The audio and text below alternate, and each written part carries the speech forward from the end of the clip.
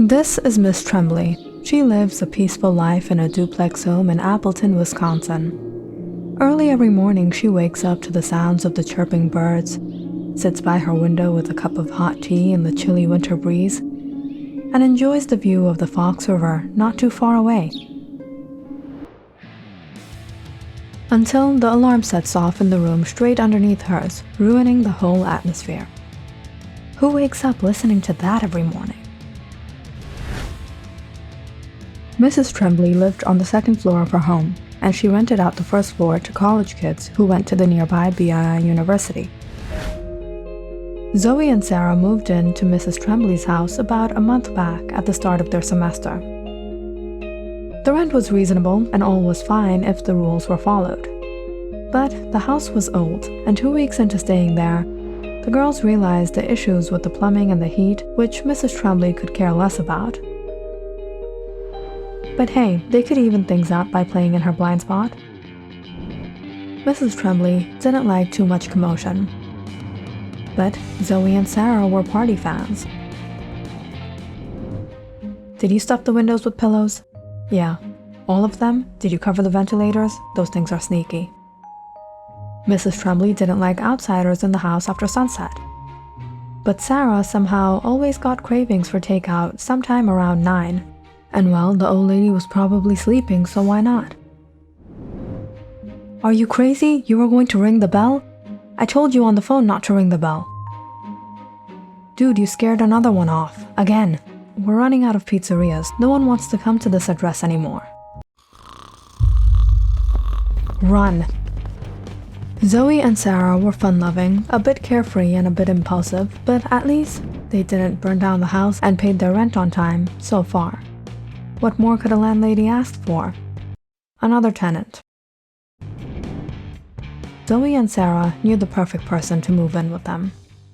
This is my friend and my roommate, Zoe. Zoe, this is my friend, Alex. He's new to Wisconsin. Oh, that's cool. How do you like it here? Don't tell me about it. I never thought living in a dorm would be so cramped up. I was thinking about getting my own place. Really? Well, you can move in with us. I mean, our landlady has another vacant room. That would be great. Thanks. What are you doing, Zoe? Why would you ask a guy to live with us? Oh, you'll see. So Sarah introduced Alex to Mrs. Tremblay. Mrs. Tremblay was a bit confused seeing the girls bring in a guy to move in with them. But Alex looked like a decent guy, so she agreed.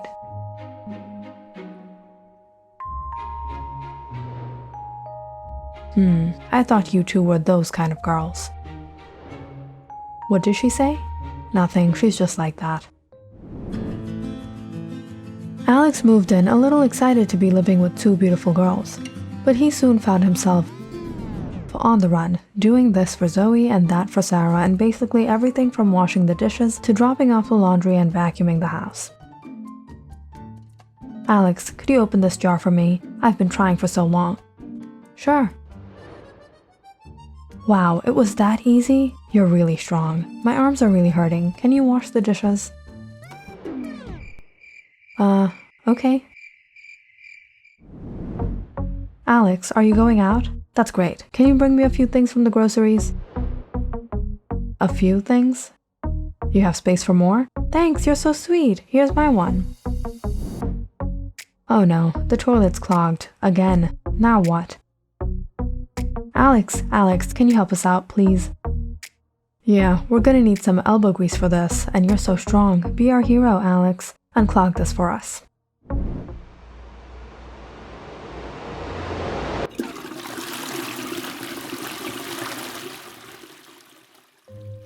It was true. Mrs. Tremblay was a bit judgmental. She thought Alex was one of the girls' boyfriends, but come a couple weeks into keeping an eye on them, she realized Alex wasn't dating either of them. They were all just roommates. But how? Why? I knew it. Those girls are definitely one of those. Alex was reaching the point of exhaustion. Things couldn't go on like this. He needed to learn how to say no. But apparently, saying no wasn't quite that easy. Alex, I'm really hungry. Can you cook for us? I was really craving some pasta. Say no, Alex. Say no. I would, but I'm really tired after work. I know, right? I was thinking about getting pizza. Could you go out and bring some? Why don't we order? The pizzeria is not picking up for some reason. Who knows why? Alright, I'll go get pizza. What? You wouldn't cook for me, but you're getting her pizza? I knew it. You're in love with her. What? What? Alex? Is that true? No, I'm not. It's just easier getting pizza. But Zoe is saying, and Zoe is always right. Yeah, you're so in love with her. You're always choosing her over me. What? When did I choose her? This is the first time I'm getting pizza. Hey, keep the pizza out of this. Don't give him a hard time just because he picked me. Wait, no. I'm not in love with you. Of course you're not. This was awfully embarrassing. Whenever Alex would say something even close to no, the girls would corner him and it always came down to alleging him of loving either of the two. Luckily, Alex was quick to catch on. So you like to play games. The real game will begin now. Why would you pick up Zoe's laundry and not mine? So you're in love with her now? What? This is so unexpected. First it was her and now me. How long have you felt this way, Alex? What, Alex? Answer her. Since I first met you. But I love Zoe too. She's pregnant with my child. She just doesn't want to tell you. What? No, I'm not. You can lie about our relationship, but you can't hide what's in there. What is he talking about? I know you're hurt, but just because she's pregnant doesn't mean I don't love you too. The girls were freaking out already, and Alex's chores had gone down to none. But he still had more coming. It was his time to have fun now. It's 8 a.m. I'm getting late. Who's in the bathroom? It's Sarah. Sarah, let me in. You know how much I'm in love with you. Let's take a shower together. What? No, we aren't.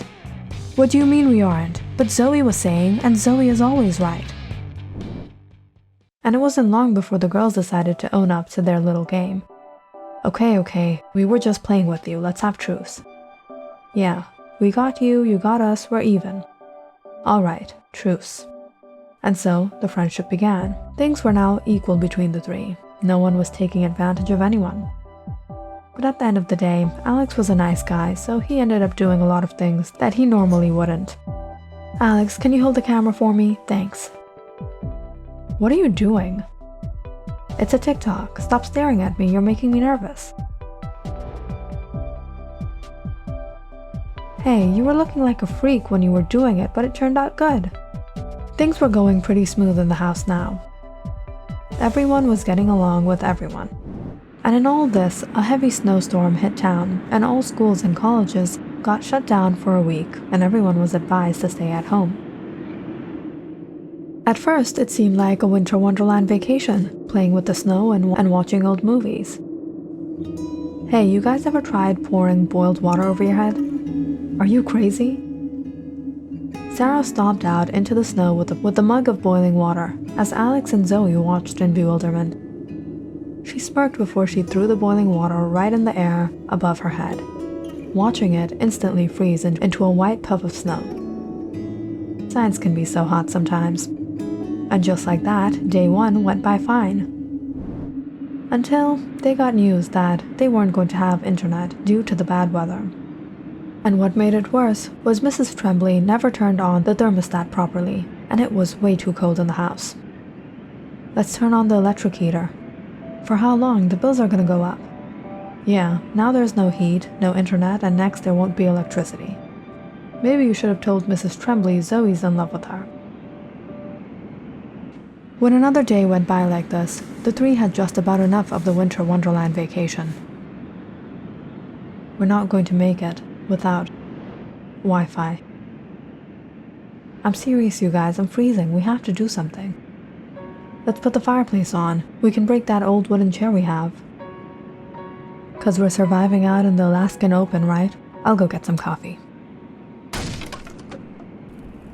So the roommates broke apart an old wooden chair and set it on fire in the fireplace and huddled around it. You know what's better than this?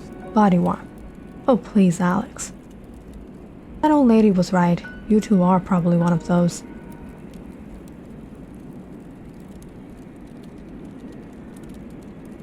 How many years has it been again since we've been trapped here? 3 years. Days. It's been days. I'm bored. You guys got any ideas? Well, it's getting dark out, the fire is going, the winds are howling. It's the perfect atmosphere to have a little fun. Let's play a Ouija. We don't even have an Ouija board, genius. That's alright, we don't really need one, genius. Alex grabbed a piece of the charcoal from the fireplace and drew the alphabets on the floor. And what about the planchette? We can make that too. Zoe took 3 pieces of the burnt wood, stuck them together, and placed them straight down on the floor as the roommates sat around it. Alright, I'll go first. Are there any spirits here? No? Maybe? Let's ask the number 1 question everybody wants to know. Are Zoe and Sarah one of those girls? Alex was about to pull the planchette onto the yes when Sarah pushed him down. You know we have to move it together, right? All of a sudden, the electricity went out. Look what you did. The spirits are angry now. Alex laughed as he got back up. That's when something bizarre happened. The planchette began moving on its own.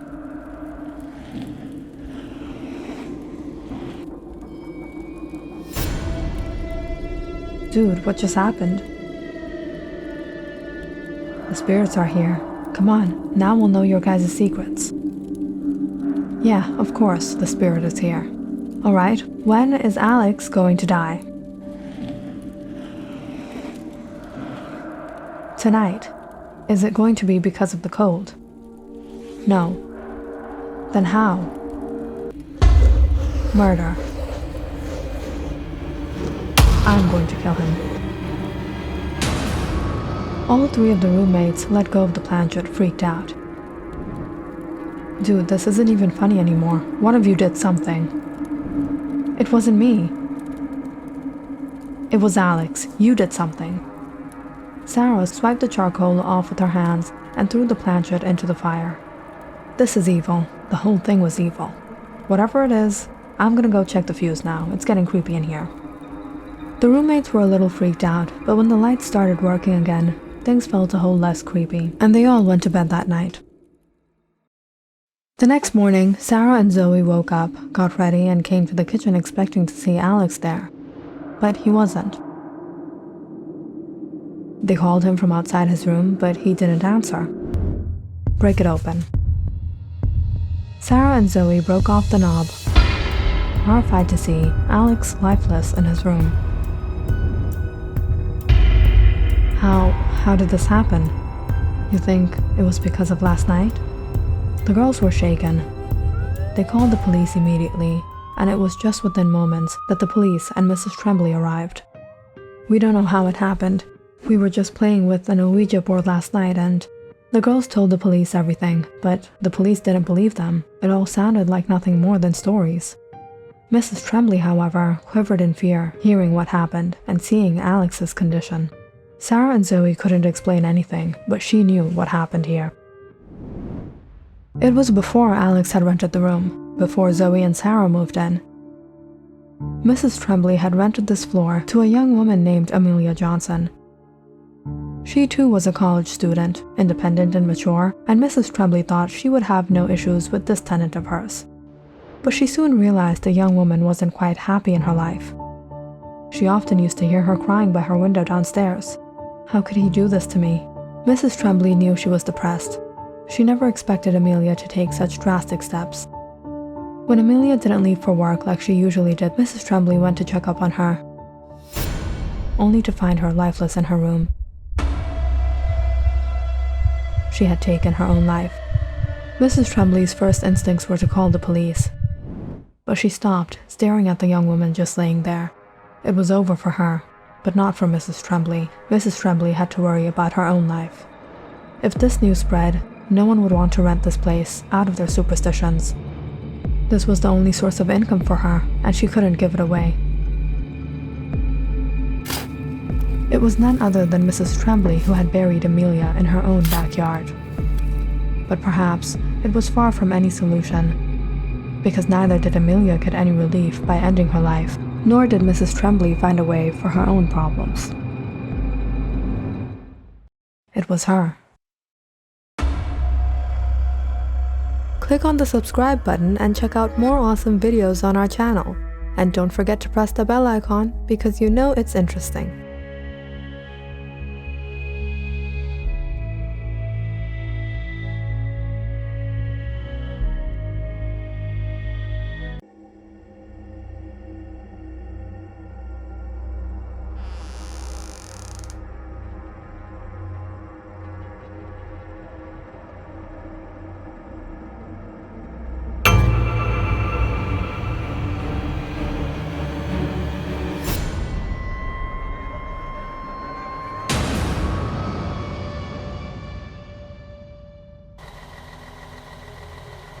After reading a very interesting article from a local Because It's Interesting magazine about a woman named Grace Moore who communicates with her late husband, young Henry Connery decided to take a trip to meet her and investigate the truth of the matter himself.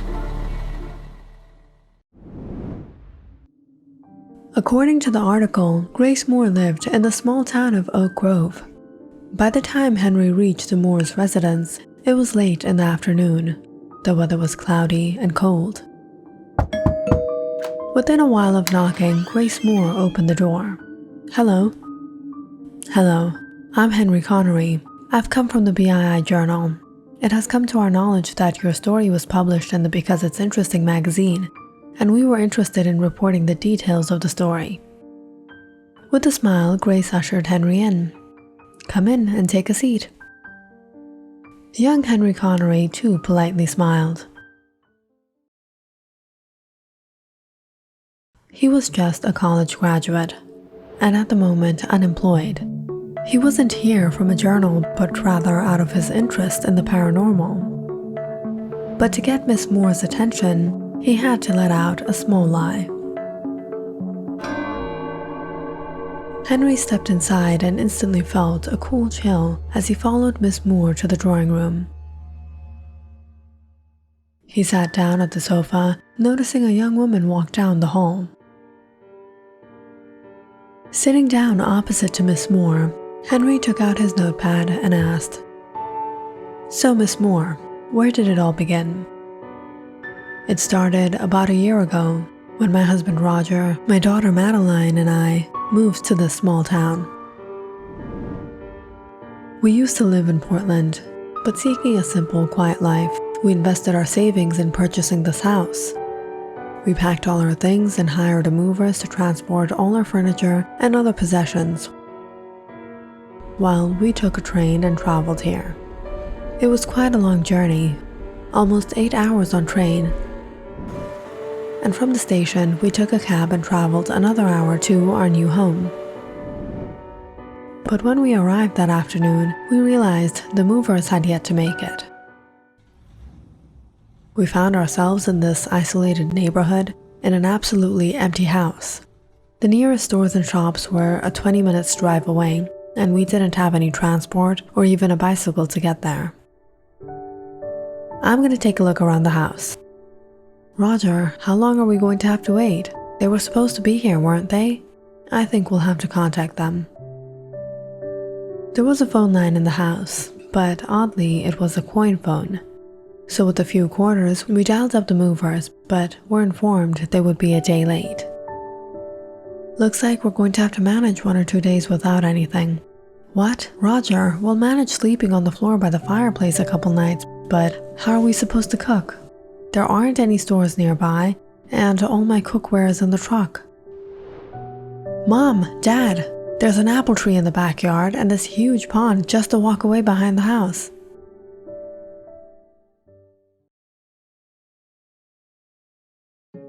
So we all went to the backyard to check it out. "Is there any fish in this pond?" "This looks like a pond, but it's more like a small lake.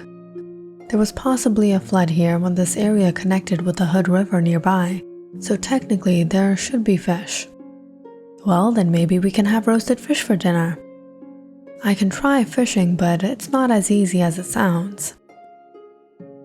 That afternoon, Roger managed to catch some crayfish and 2 other small fish, while Madeline and I picked some apples from the tree. "Roger, can you start the fire?" "Sure, honey." It was when Roger went to clean out the fireplace that he noticed some markings beneath the ash on the wooden floors. "What is this? It's been burnt onto the wood." "Looks like an Ouija board. Dad, can we play?" "Alright, but let's get the fire started first." We couldn't understand the symbols or letters, but we didn't think much of it at the time. We got the fireplace started and had a rather unusual dinner with roasted fish and apples. And sometime around 9 we huddled by the fireplace on the floor trying to get some rest. "Mom, Dad, it feels like this night is everlasting. Close your eyes, before you know it, it will be morning and hopefully the movers will be here. Why don't we play the Ouija board? I think it's better we get some sleep, Madeline. Come on, Mom, Dad, please." "Alright." With a few broken pieces of wood, Madeline made a planchette, and we sat by the fire to play. Roger was the first to speak out. "Is there any presence around us?" But the planchette was still. What will it take for us to communicate into the other realm? All of a sudden, the planchette began to move, and we were all in doubt whether it was one of us. But we soon realized it wasn't. It was happening all on its own.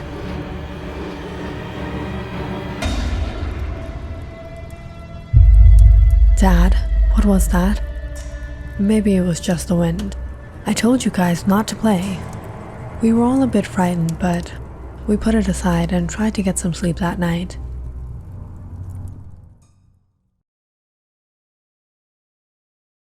And it was late the next morning that the movers finally arrived. Putting some elbow grease to it, we got all our furniture set up and unpacked every box, and finally this home felt like home.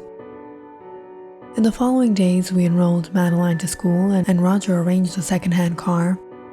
"Madeline, the school is a little far from here, so you'll have to ride your bicycle there." We rather easily coped with the new environment, and the days were going by well.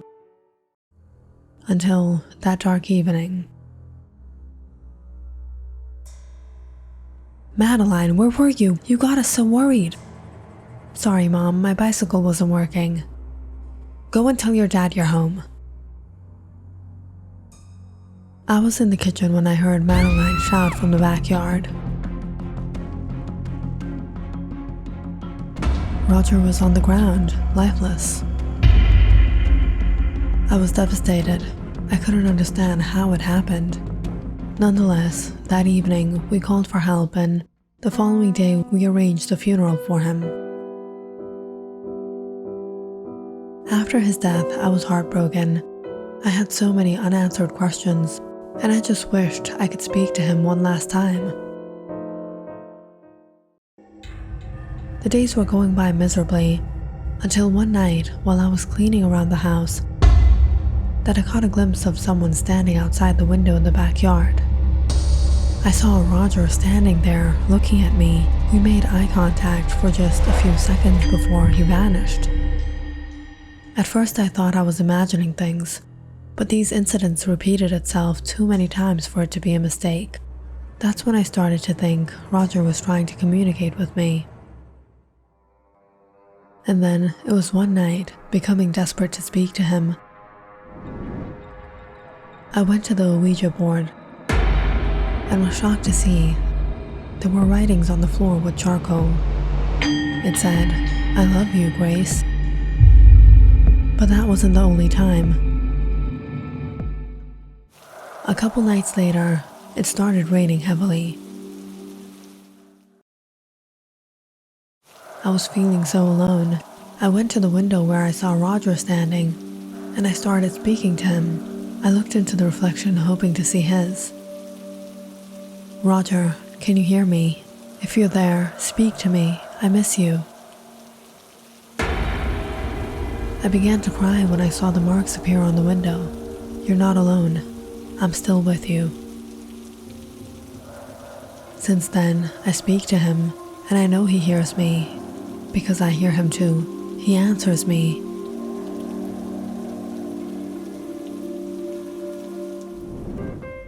As Miss Moore finished her story, Henry wrote down the last of his notes.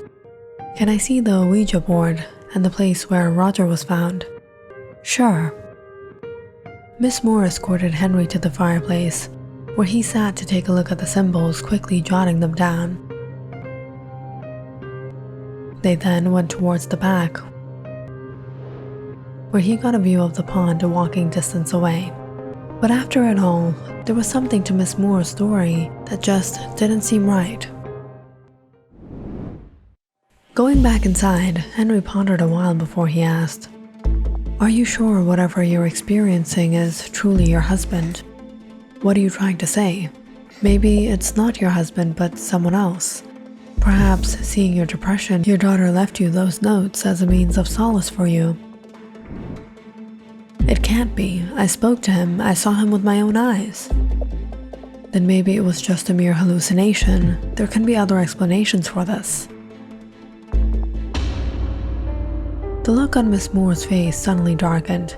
"Who are you? Show me your ID." Henry suddenly became a bit nervous. Had he gotten caught in his lie? "Miss Moore, I'm going to confess something to you that you're not going to like. I'm not really from the BII Journal. I have a fascination for the paranormal, and I read your story from a magazine and got curious to know more about it. So I came here." "Get out." "But I was really hoping you would allow me to stay here. As you said, this place is quite isolated. There is nothing nearby." "Get out of my house, or I will call the police." Now where will I go? The skies were becoming dark as Henry went out into the woods behind the Moore's house, searching for a place to sit. He sat down on a log, trying to make sense out of everything Miss Moore had told him. But it was within a while that he felt the first drops of rain fall on him. Great. Just barely taking shelter under the shade of a tree, Henry tried to pass the time.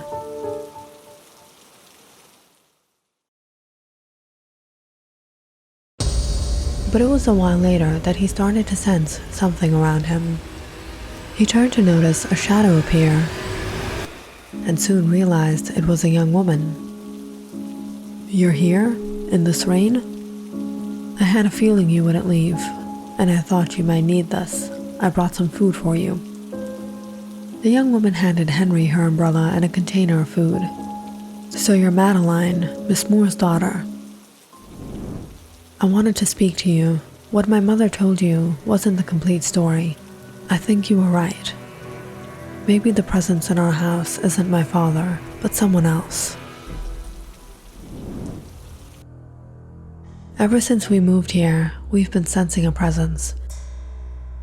And after the night of my father's death, this strange feeling only increased. My mother never used to pay heed to the supernatural, not out of disbelief or not even for fun. But now she's behaving like this. When I first saw her trying to communicate with my father, I was scared. I didn't write those notes. And deep down inside, I knew my mother wasn't making it up. There was something there. It was one day when I returned home from school. I found the house empty. My mother left a note saying she had gone to the market and would be back within a few hours. I didn't think much of it and headed to my room, when I heard her voice behind me. "Mom, you're back?" But there was no one there. I walked around the house. My mother wasn't home, but I kept hearing her voice. When it continued, I became so frightened. I immediately left the house and took my bicycle to the neighbors, where I requested to stay until my mother reached home. And later that night, I called her from there. "Madeline, where are you?" I got scared staying in the house all alone, so I came to the neighbor's house. "All right, come home right now." "No, pick me up." I couldn't trust what I was hearing anymore, and I only returned when my mother came herself to pick me up. From that day, I never stayed alone in the house, but the strange occurrences continued.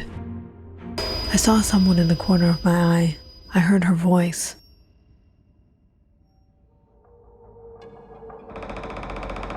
But the most terrifying of all experiences was the night I saw my mother standing by my door while I was in bed. Something about her wasn't right. I was too afraid to call out to her and covered myself with a blanket, imagining she wasn't there. And the next morning, I was confirmed that there was something else lurking in our house. "Mom, why were you standing by my door last night?" "Standing by your door? I didn't even come out of my room last night."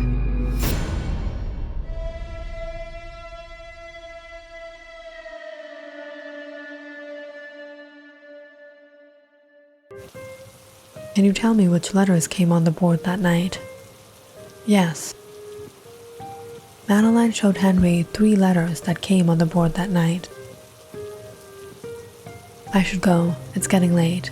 Are you going to stay here all night? Yes, there are some things I have to figure. Hopefully everything will be resolved. Go home. After Madeline left, Henry propped up the umbrella and tried to light a small fire. Watching the rain, he had his sandwiches.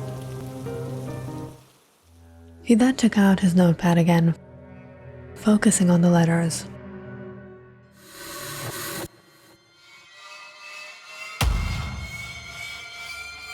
Erase.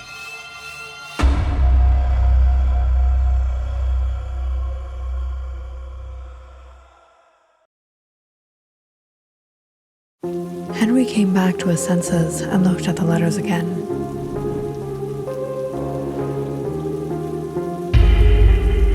Mawat.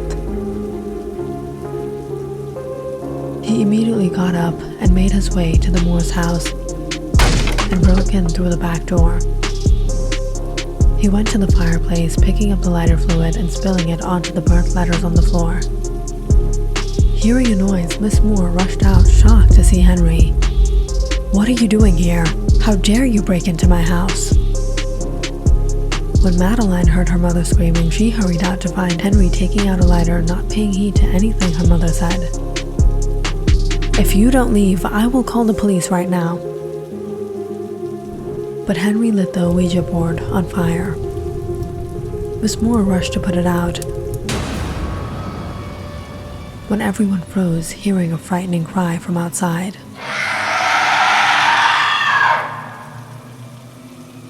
Madeline and her mother stood in fear, seeing the water in the pond vigorously splash as if something were to emerge from it. What is happening? Henry made sure the fire didn't go out, watching it slowly burn the wood to coal, and as soon as it was ruined, everything fell still once again.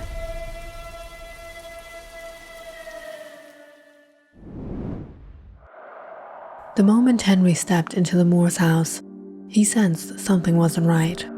From a first look, it seemed like an ordinary house, but there was something evil lurking within it, and he was sure this presence couldn't be her husband. Many years ago, the previous owners of this home performed rituals of black magic here. They dug a canal from the Hood River and created the pond behind the house where they summoned a demon to descend so that they could take revenge on their rivals.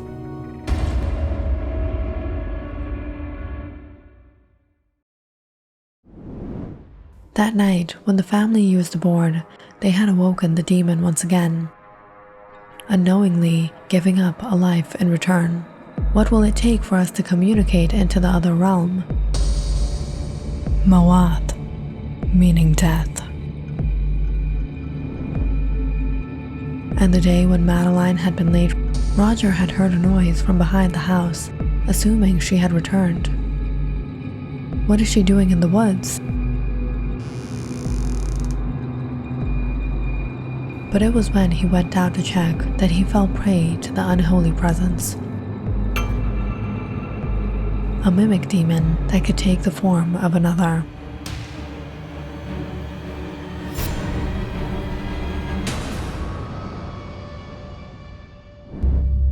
After his death, this demon began toying with Grace, making her believe it was her husband, and toying with Madeline, appearing to her as her mother. As the night became still once again, Henry assured Miss Moore, "That unholy presence took your husband's life, but it's finally over." So, it wasn't Roger who was communicating with me?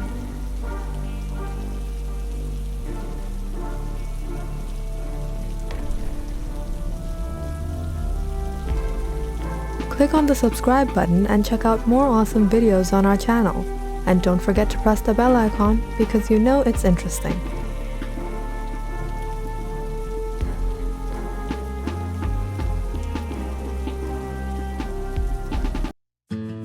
Haley, Leah, and Michael were students from the BII University in Los Angeles, California. They were also roommates, living in a single-story house in San Bernardino. Haley and Leah had rented a room about a year ago. Michael was a mutual friend of theirs that rented the second room in the house. The landlord didn't live in town and was pretty lenient with the rent.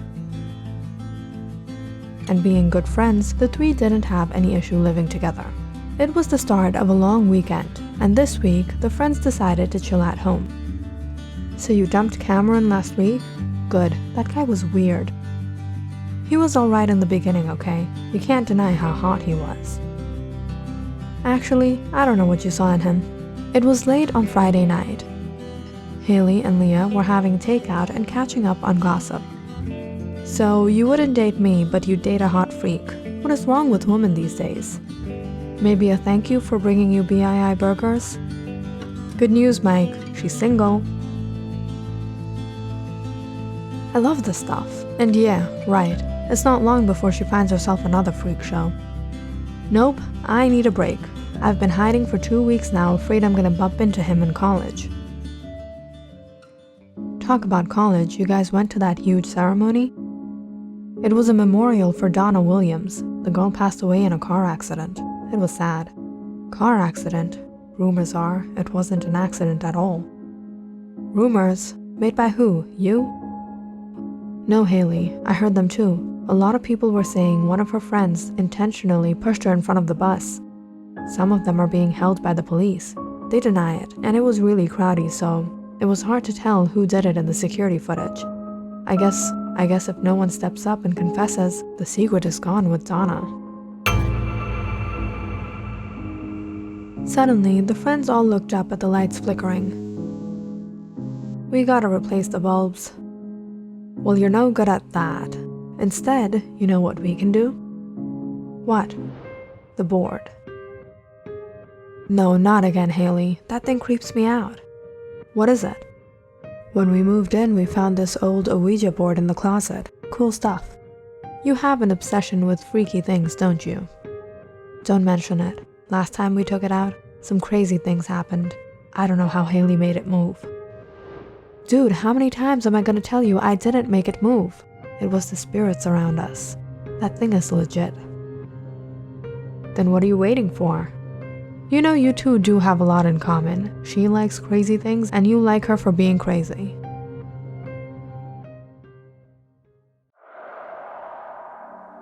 Haley returned with the Ouija board and cleared out the table, lighting a few candles around them. She turned off the lights and sat down. "Alright, so we have to hold on to this planchette. The spirit will communicate through it." The three friends held on to the planchette as Haley took a deep breath and spoke out. "Donna Williams, we're trying to reach out to you. Are you there? Can you hear us?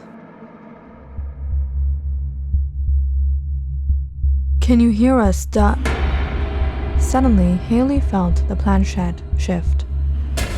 The friends all stared at each other in disbelief as it moved onto the yes. You guys are so totally bluffing me now. It wasn't me. Let's just put this away, Haley. Haley chuckled, clearing her throat. Are you Donna Williams? The planchette started to move again, this time spelling out, "Why have you called me?"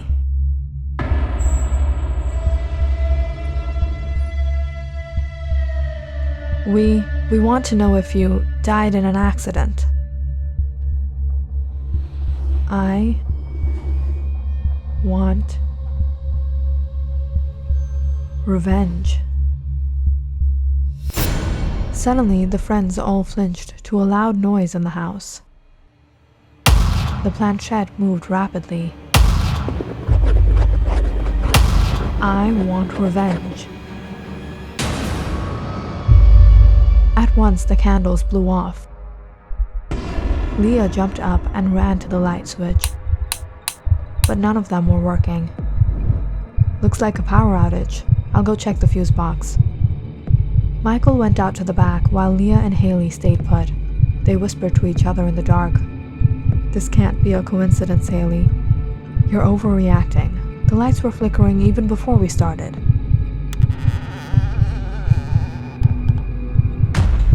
What was that? Haley and Leah held their arms, feeling a cool presence around them. Leah began trembling and muttering in fear. I'm sorry. I'm sorry. We didn't mean to disturb you. We know we shouldn't have joked around. We're sorry, Donna Williams. Stop it, Leah. You're scaring me now. Haley, don't you feel it? Someone or something, a presence is around us. Haley tried to look around, but it was hard to make anything out. Calm down, it's just in your head. It wasn't long before Michael returned and turned on the lights. I think everything overpowered, but I got it fixed. How could it overpower when everything was turned off? I don't know, but we're not fooling around with that Ouija board again. I warned you guys, I won't be able to sleep tonight. Oh, come on, it was just for fun. The next morning, the girls woke up to a shout in the hall. They went outside to find Michael holding his feet. He was bleeding out from a cut. How did this get here? He yelled, pulling out a pin. Leah rushed to him and noticed not one, but a lot of pins scattered on the floor. First thing in the morning, you don't think this is a sign of bad luck? Is something horrible going to happen? It's nothing, just a coincidence. How is it a coincidence? Did you drop them here? If I dropped them, why would I leave them here on the floor? The friends all looked at each other in doubt, all thinking the same. Which one of you jerks are doing this? They were all on the lookout to catch each other in the act. However, strange things did occur, but there was no way any one of them could be responsible for it, because they were together the whole time. The doors were flying open and slamming shut all on their own. Furniture was being moved around, and worst of all, for the next 2 nights, all the friends complained of hearing a strange tapping noise from the floors and walls. On Monday morning, the friends were relieved to go out to work and college. They needed a break from this house. But horror soon ensued when they returned at night to find the house in a horrible condition. You think it's her spirit that's trapped in the house? Why would she be trapped? Sometimes when we call down spirits and abruptly end the connection, the spirit is unable to return to its realm. You're actually researching this stuff now. That thing is bogus. I have no doubt it was one of you. None of us were home, and that night you saw that thing move yourself. Don't be gullible, Leah. The first time we took it out, it was me. I did it to scare you. I know that thing is a phony piece of wood. It isn't real. But last time, it was one of you. Wasn't it, Mike? What? I didn't do anything. The friends all started blaming each other, however. It was more to cover up their fear that something otherworldly was lurking in the house. Even Haley was scared. Mike was just holding in, and Leah was out of her mind. They all went to bed that night. Leah fell asleep with her flashlight next to her, and Haley forcefully kept her eyes shut, but no matter what, she couldn't doze off.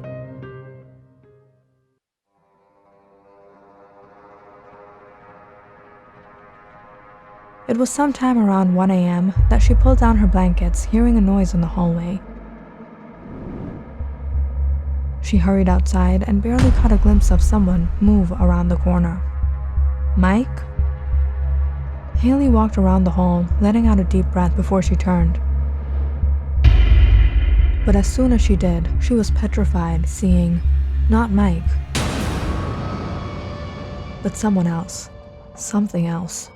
Down at the end of the hall, she saw a woman dressed in a white dress, her hair disheveled over her shoulders. Haley screamed for her life, running the other way. Mike and Leah rushed out of the room, turning the lights on. What happened? There is something. I saw her. She's here. Who?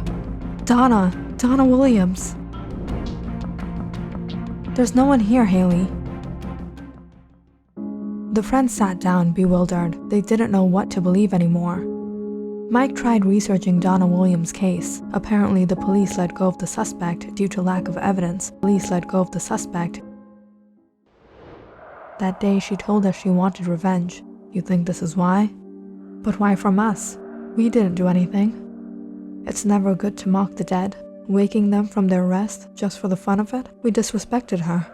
There's only one thing we can do now. That night, the three decided to spread salt in all their doorways, windowsills. They burnt sage and placed it in every corner of the house.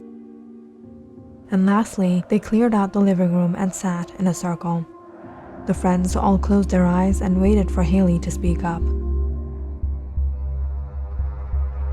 Donna, are you there?